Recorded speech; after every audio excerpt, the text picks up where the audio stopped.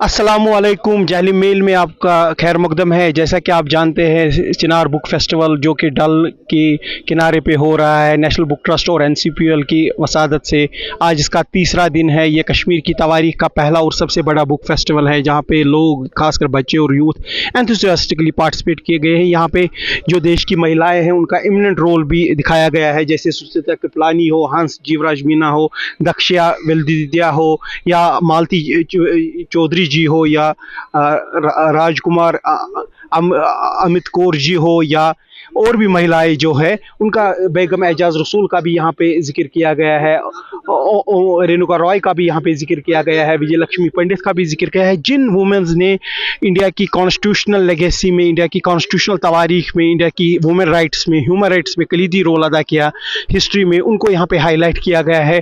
और ये बड़ा ही ब्यूटीफुल दृश्य है कि कैसे देश की different womens from different faiths, different religion आई और इंडिया की कॉन्स्टिट्यूशनल लड़ाई, इंडिया की हेरिटेज की लड़ाई को उन्होंने आगे बढ़ाया। और इंडिया को आज एक सिविलाइज्ड नेशन अगर हम देखते हैं तो इन हिस्टोरिकल महिलाओं का काफ़ी योगदान है। हम से बहुत अच्छा रहा इस फेस्टिवल का।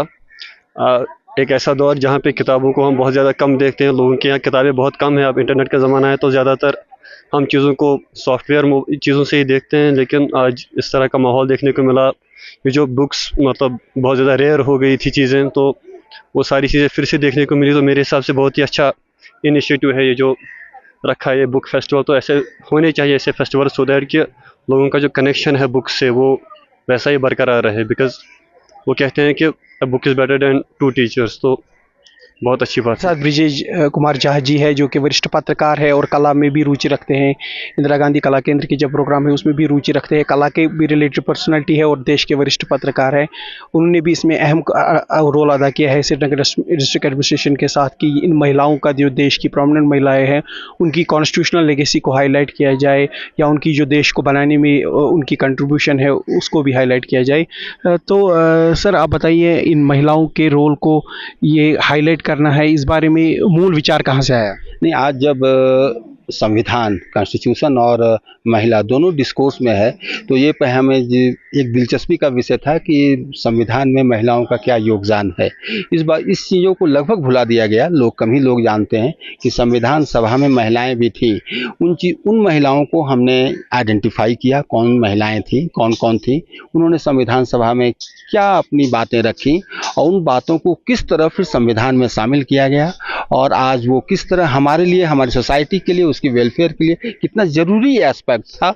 उन चीज़ों को हमने आइडेंटिफाई करने की कोशिश की और ये बताने की कोशिश की कि इन महिलाओं को हम जानें, समझें, उनके योगदान को पहचानें और उनको याद करें, उनकी स्मृति हमारे जहन में रहे।